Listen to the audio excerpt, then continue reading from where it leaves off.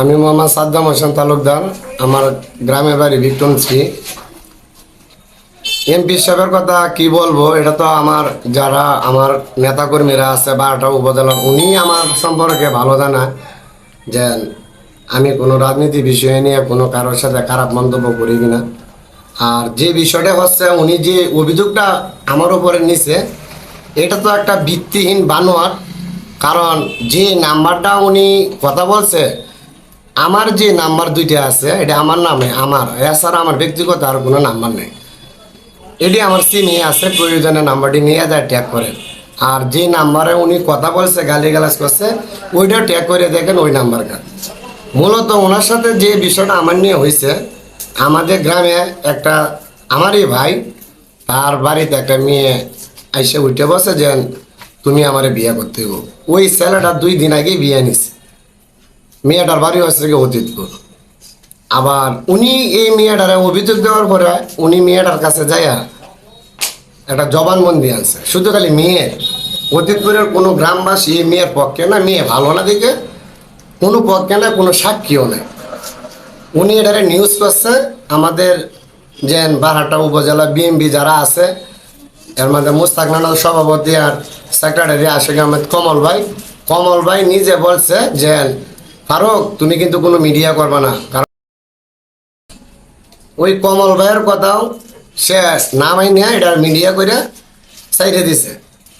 আবার 4 দিন পরে এই মেয়ে আবার থানা থেকে মামলা তুলে নিছে। ওসি সাহেবকে আমি জানাইছি বিষয়টা, 3বারই যায় বলছি যে স্যার মেয়েটা ভালো না, এই মেয়েটা এই খারাপ। তাহলে মেয়েটা যখন যদি মামলা তুলে নিত স্যার, এনে অনেক হিসাব নিকাশ আছে। এই যে ফারুক ভাই যে আমার নামে নিউজটা দিছে, সে অনেক টাকা পয়সা কিন্তু এই মেয়েটারে ইচ্ছাকৃতভাবে দিছে আমাদের গ্রামকে হেনস্থা করার জন্য। কারণ একটা মেয়ের উপরে ডিমেন্ড করে যদি একটা গ্রামে মান ইজ্জত নষ্ট করে, এই গ্রামের সম্মানিত ব্যক্তিরা আছে, আকাশ মেম্বারের মতন লোক আছে, বাদশা মিয়া তালুকদার আছে, যে বাড়িতে ছেলেটা বসছে ওই গোষ্ঠীর নাম হয়েছে, নামের মাথা হয়েছে গিয়া বাদশা মিয়া তালুকদার। আমাদেরও তো একটা সম্মান আছে গ্রামের মান মারাতে। আমি 2 দিন ওনাকে ফোনে ডাকছি যে আমার অফিসে আছে, থানার সামনে আমার চেম্বার আছে, আপনি যে নিউজটা দিচ্ছেন এই নিউজটা কি ওসি সাহেবের উপরে, ওসি সাহেব কি অবগত? উনি না করছে যে না, ওসি সাহেব অবগত। আমি বলছি 12টা বিএনপির কোনো নেতাকর্মী কি এটার বিষয়ে অবগত? কর না। আমি আমাদের গ্রামের কর না। আমি কিছু ভাই তাহলে আমার সাথে ওটা দেওয়া হবে। 2 দিন চলে গেছে, উনি আমার সাথে সাক্ষাৎ করে নাই, আমার ফোনও ধরে নাই। তো ভালো কথা, সে ধরে দেখা করে নাই, আমি কি তারা দৌড়ায় ধরবো? এখন কে বা কারা নিয়ে মামলা নেওয়ার পরে কথা বলছে, উনি বলতেছে যে আমি এমপি সাহেবকে হুমকি দিছি। এমপি সাহেবরে আমি কেন হুমকি দেবো? এমপি সাহেবের সাথে কি আমার এই কোনো কিছু ভাগাভাগি বন্ড নিয়ে, কোনো কিছু ভাগ বাটার নিয়ে কি আমার ওনার সাথে কথা হয়েছে বা ওনার কোনো নেতাকর্মীরা হয়েছে?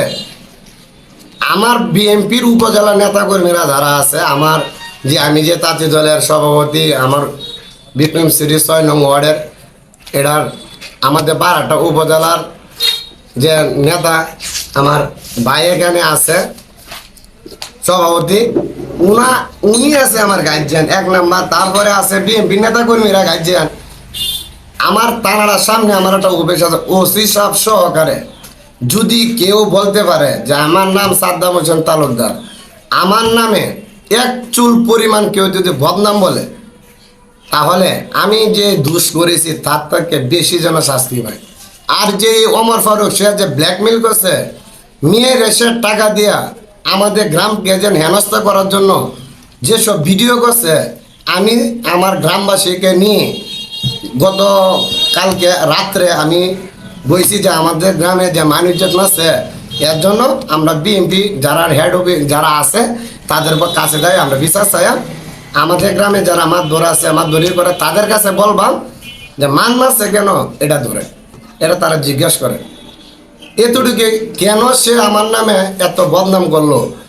আমি 1 টাকা যদি বলে কারো কাছ থেকে চাঁদা নিয়েছি বা কারোর কাছে কাজ করি টাকা নিয়ে, বিএনপি নেতা সহকারে আমার যে সভাপতি আছে, এই যে আছে আরো একজন আছে, আমার যে নেতা ইউনিয়নের যে সভাপতি উনিও আছে, বা বিএনপি যারা নেতা কর্মীরা আছে, একটা লোক যদি বলে না সাদ্দাম তো কাদের জন্য এসে বসে দেয়, তাহলে যে কথা বলছে এর থেকে যেন বড় শাস্তি হয়।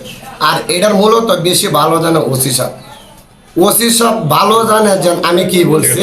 আপনারা ওসি সাহেবের উপরে এই বিষয়টা নিয়ে অবগত করে আমি আমার নামে যে দুর্নাম ছড়াইছে, যে মান মারছে, 1 নাম্বার আমার গ্রামের যে মান নাম মারছে এটা বিচার করে, আর এখন যে আমার মানটা মারছে আমার এই মানের বিচার এবং দাবি চাই। আর যদি প্রমাণ হয় আমি দোষী, তাহলে আমার যে কোনো শাস্তি হইব, আমি মাথা ভাই দিই।